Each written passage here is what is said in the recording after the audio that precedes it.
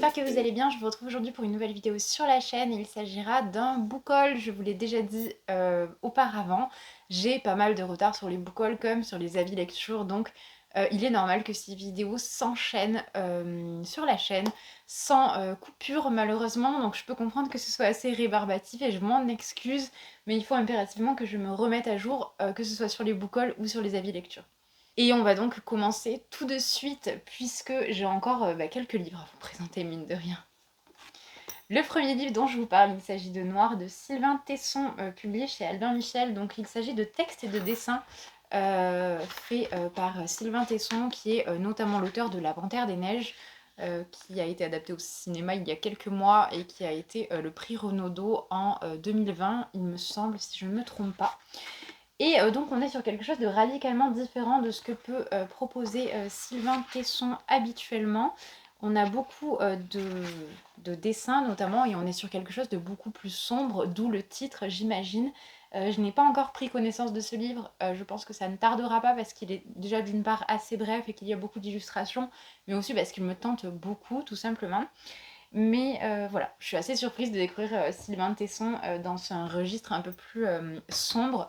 Moi, je le connais exclusivement pour Sur les sentiers noirs, dans les forêts de Sibérie et La Panthère des Neiges, donc ces titres qui sont très axés, j'allais dire quête initiatique, est-ce que c'est véritablement ça? En tout cas, immersion dans la nature profonde. Et voilà, je suis très curieuse de découvrir un petit peu plus les méandre de l'esprit de Sylvain Tesson que j'aime beaucoup et qui produit des œuvres littéraires que je trouve très intéressantes. De la part des éditions toujours Albin Michel, mais dans la collection Litté cette fois, donc dans la collection adolescente, j'ai reçu L'été où je suis devenue jolie, c'est une nouvelle édition et c'est paru le 25 mai.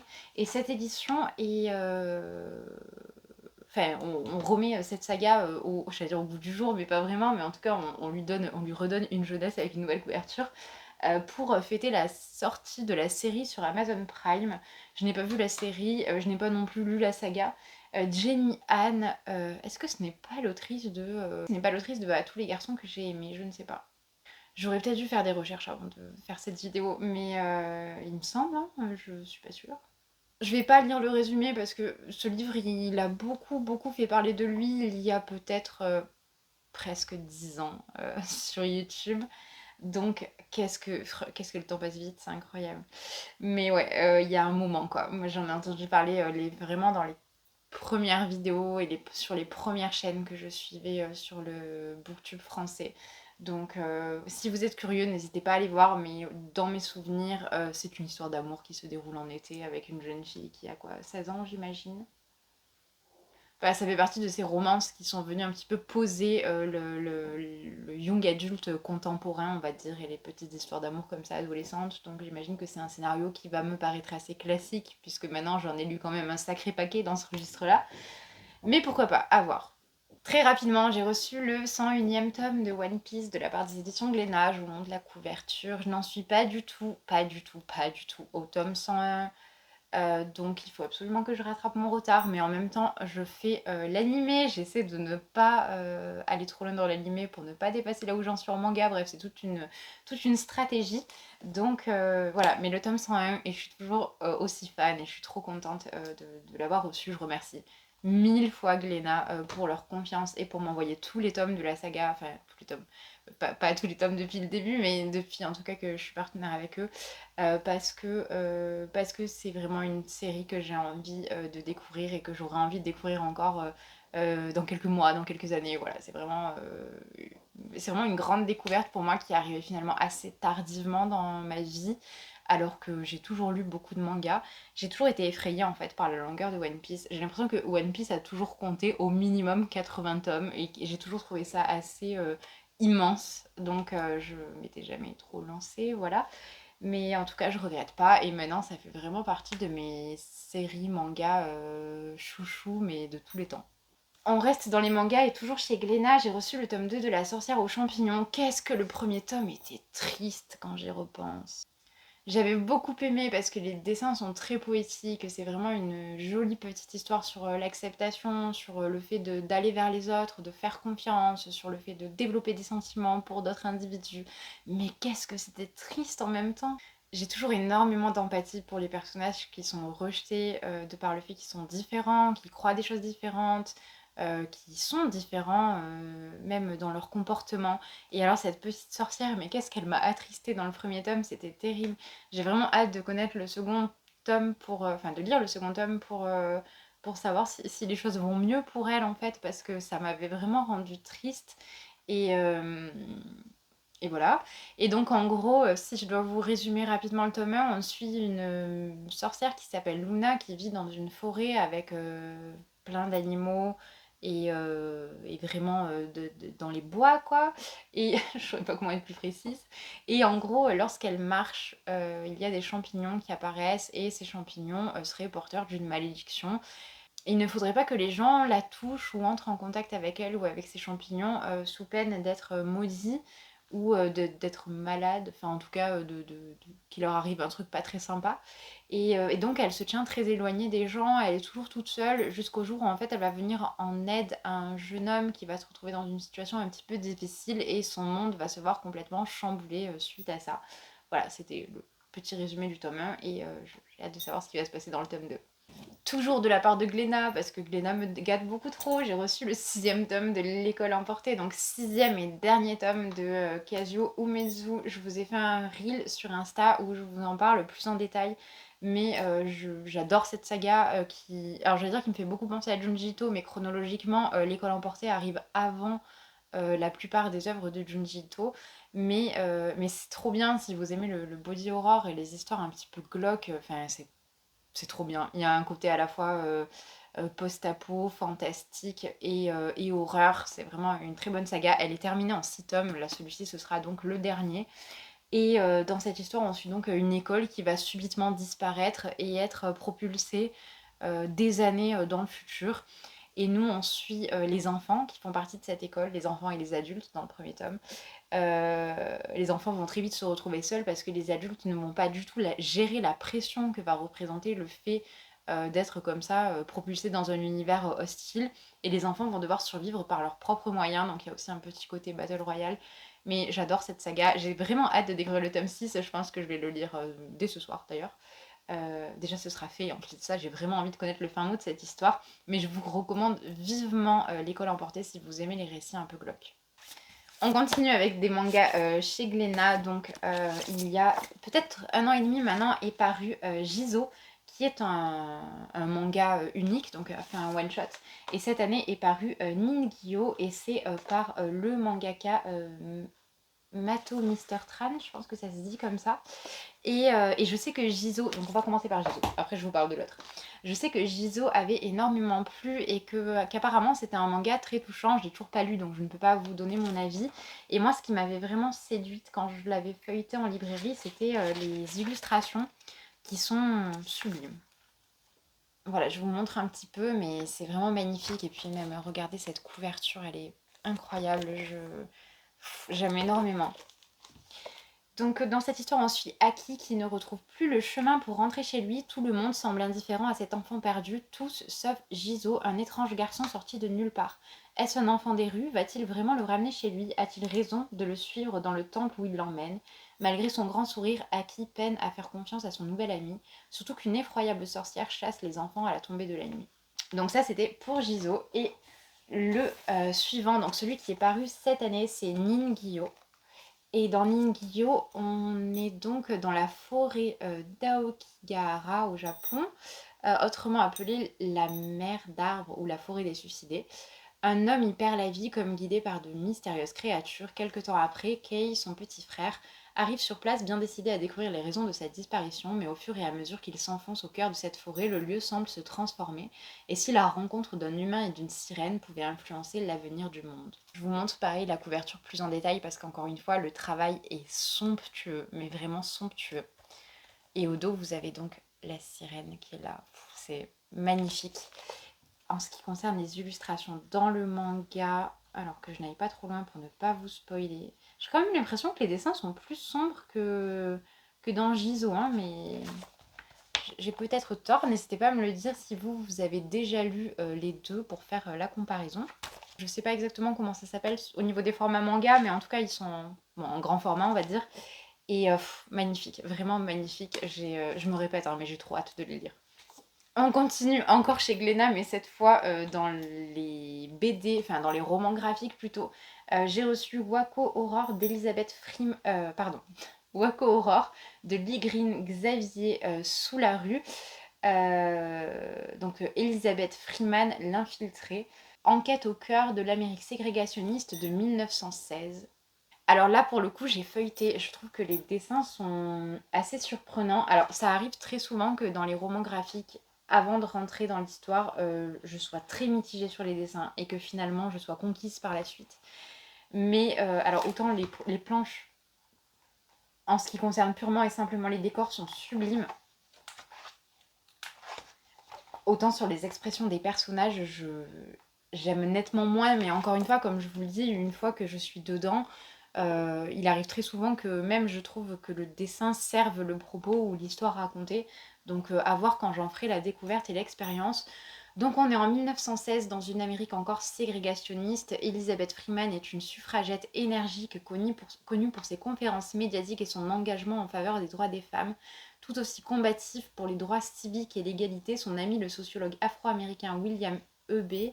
Dubois s'inquiète de la disparition troublante de Jesse, un adolescent qui travaillait dans les champs de coton à Waco, au Texas. Il charge Elizabeth de mener une enquête sous couverture, l'une des premières du genre, pour retrouver le garçon. Accueillie chaleureusement dans cette ville célèbre pour son progressisme, la suffragette découvre bientôt la terrible vérité qui se cache derrière une carte postale. Bon, ça a l'air assez dur comme récit, mais voilà, ça a l'air très intéressant aussi, donc j'ai hâte d'en faire la lecture.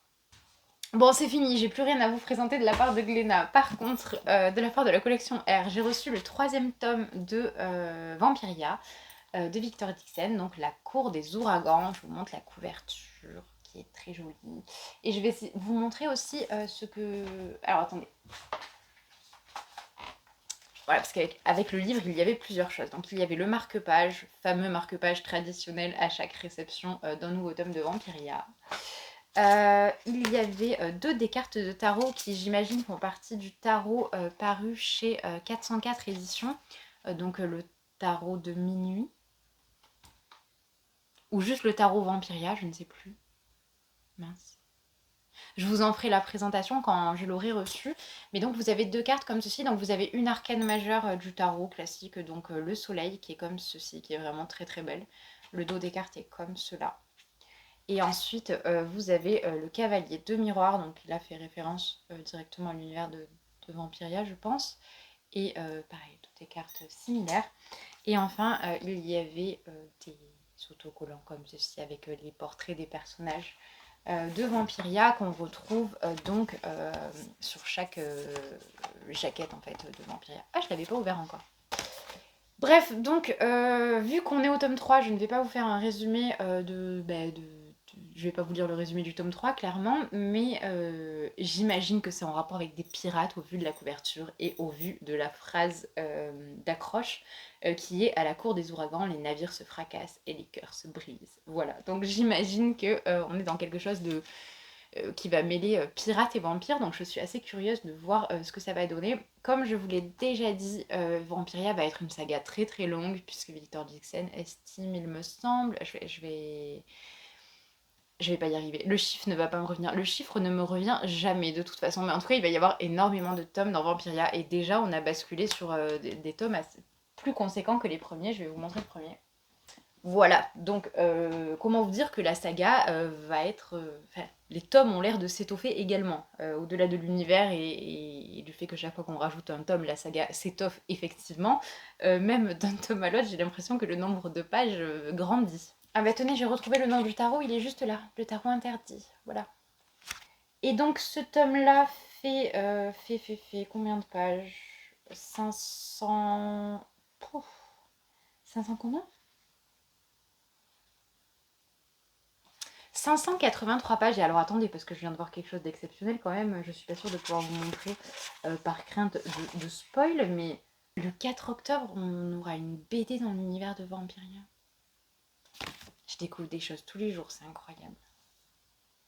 Et je viens aussi de voir que sur le A de Ouragan, vous avez juste une goutte de sang. Voilà. Euh, bon, maintenant, je vais essayer de vous faire un résumé assez succinct du premier tome. En gros, on suit Jeanne, qui est une jeune fille qui se retrouve orpheline, vraiment, en quelques secondes, qui perd tout et qui va se faire passer pour une jeune fille noble de sa région. Elle va se retrouver à intégrer une espèce d'institut de formation qui permet de rejoindre la cour de Louis XIV ou le service de Louis XIV. Louis XIV qui est un vampire. Donc en fait on a notre époque, mais notre époque, enfin c'est une uchronie, dystopie, je saurais pas dire. Est-ce que l'un des deux termes est vraiment adapté? Si, en soi c'est une uchronie puisque Louis XIV est transmuté en vampire et que donc son règne est éternel. Donc on va dire que c'est une sorte d'Uchronie. Voilà, et donc on va suivre Jeanne qui va vouloir venger ses parents qui étaient alchimistes et qui cachaient de nombreux secrets. Mais il va lui arriver plein de choses entre temps évidemment. Le premier tome était incroyable, le second était plein de rebondissements également, donc j'ai hâte de lire la suite de la saga. Je fais 100% confiance à Victor Dixon comme d'habitude. Et je reviendrai vers vous dès que j'ai fait la lecture de ce tome 3. Un tome 2 que j'ai reçu de la part des éditions Jungle. Alors j'ai encore le communiqué de presse, donc je vais pouvoir vous dire la date de sortie. Donc il s'agit du tome 2 de Watt, donc la fée qui ne voulait pas que meure la magie. Alors le tome 1 était vachement rigolo, donc on a Cazenove au scénario et William au dessin. Et le tome 2 est paru le 25 mai. Voilà. Je sais plus où j'en étais, du coup j'ai fait un break un peu trop long. Ce second tome, je suis curieuse de le découvrir parce que j'avais beaucoup aimé le premier qui m'avait beaucoup fait rire. Les auteurs, vous les connaissez peut-être pour les sagas phares de la maison d'édition qui sont Les Sisters et T-Zombie, qui sont mais incroyables. En ce qui concerne T-Zombie, j'ai vraiment dévoré tous les tomes quand je les ai reçus. J'ai trouvé ça trop bien. Et les Sisters, c'était vachement drôle aussi. Même si j'ai préféré les premiers tomes que les derniers. Bref, et donc Watt, ce sont les mêmes auteurs, mais on est dans un univers plus féerique, avec un personnage qui reprend exactement les caractéristiques de physique de la meilleure amie, de la grande sœur dans les Sisters, pour ceux qui connaissent ces univers-là. Et alors, les dessins de cette BD, qu'est-ce qu'ils sont beaux. Je les trouve magnifiques. Voilà, donc je lirai ce tome 2 qui vient donc clore cette duologie et je vous fais mon retour dès que c'est fait. Plus que 2 ouvrages, en sachant qu'il y en a un troisième que je vais très brièvement vous présenter parce que ce sont vraiment des épreuves non corrigées que je viens de recevoir sur un ouvrage qui paraîtra en septembre avec une couverture qui n'est pas définitive, donc je ne vais pas m'étendre dessus parce que tout est susceptible de bouger un petit peu. Mais bon, donc encore 2 ouvrages et ensuite je passe à cette ENC. Ma maman m'a offert un ouvrage dont elle avait entendu parler. Ma maman est passionnée d'histoire. Et elle avait entendu parler de ce roman graphique écrit par Jean-Claude Bauer et Frédéric Brémond, donc Klaus Barbie, La route du rat, qui reprend le procès de Klaus Barbie, si j'ai bien compris, en sachant que les 2 auteurs ont couvert l'intégralité du procès et sont donc hyper documentés sur la question et que ce sont vraiment les informations directes du procès, en même temps que ça retrace la vie de Klaus Barbie. Donc voilà, ça a vraiment l'air très intéressant. Et alors les dessins, on est sur des traits crayonnés, ce qui est assez original et qui a un parti pris surprenant, je pense, pour une œuvre intégrale comme celle-là. C'est publié chez Urban Comics et je ne l'ai vu passer nulle part. Je sais pas, je ne l'ai pas vu en tout cas. Peut-être que oui, peut-être que je suis pas les bonnes personnes, mais je ne l'ai pas trop vu passer. En tout cas, je suis curieuse de le découvrir et je remercie ma maman pour ce cadeau. Je vous lis rapidement la présentation de l'ouvrage pour ceux qui ne connaissent pas Klaus Barbie et qui ne connaissent peut-être même pas les thématiques que peuvent aborder ce type de roman graphique. Responsable de la mort de centaines de juifs et de résistants, dont Jean Moulin, le SS Klaus Barbie échappe à la justice et à une double condamnation à mort à la fin de la Seconde Guerre mondiale. Quittant finalement son Allemagne natale pour l'Amérique du Sud, il y applique les mêmes méthodes et va jusqu'à organiser le coup d'état du dictateur Hugo Banzé. Véritable mercenaire, celui que l'on surnommait le boucher de Lyon est finalement reconnu puis traqué jusqu'en 1987, date fatidique de son jugement et de sa condamnation sans précédent en France, prison à perpétuité pour crime contre l'humanité. Voilà, et c'est un ouvrage qui a été rédigé et construit avec la participation de l'INA, donc les archives de l'INA. Et voilà, je reviendrai vous voir dès que je l'ai terminé pour vous en parler. Bon, finalement, je vous présente seulement la fameuse ENC qui est susceptible de vraiment bouger, hein. Donc, il s'agit de... je crois que je peux pas vous montrer la couverture potentiellement définitive, mais elle a l'air cool, hein. C'est donc l'Empire des femmes, le tome 1, Sapienta, et c'est de Cassandra Lambert, que vous connaissez peut-être pour Deux grosses bricasses de l'Antidote mortel, que j'ai toujours pas lu, j'ai honte, je vous les montre. Voilà le tome 2 et le tome 1 de l'Antidote mortel. Donc Cassandre Lambert, vous la connaissez peut-être aussi pour ses chroniques sur Instagram, puisqu'elle chronique souvent ses lectures. Et du coup, je vais pas vous en dire beaucoup plus, juste j'énonce le fait que je l'ai reçu. Je sais même pas ce que je peux vous en dire en fait. Je sais que c'est un roman engagé qui va parler des femmes, mais voilà, je peux pas vous en dire plus. Voilà, juste, je vous tease un peu. Sachez qu'en septembre, alors exactement, théoriquement, parce qu'évidemment les dates sont toujours susceptibles de bouger, mais ce serait le... Ah oui, c'est encore plus tard que ça, ce serait le 21 octobre 2022, donc autant vous dire qu'on a encore un peu de temps. Je suis vraiment désolée, c'était la présentation. Je suis vraiment désolée, c'était la présentation la plus succincte de l'histoire. J'en ai terminé pour ce book haul, j'espère que ça vous a plu. N'hésitez pas à me dire si vous avez lu certains de ces ouvrages ou si vous envisagez de les lire, si certains vous tentent, si je vous ai donné envie de découvrir certaines choses. D'ici la prochaine vidéo, je vous souhaite une très bonne journée ou une très bonne soirée et je vous dis à bientôt.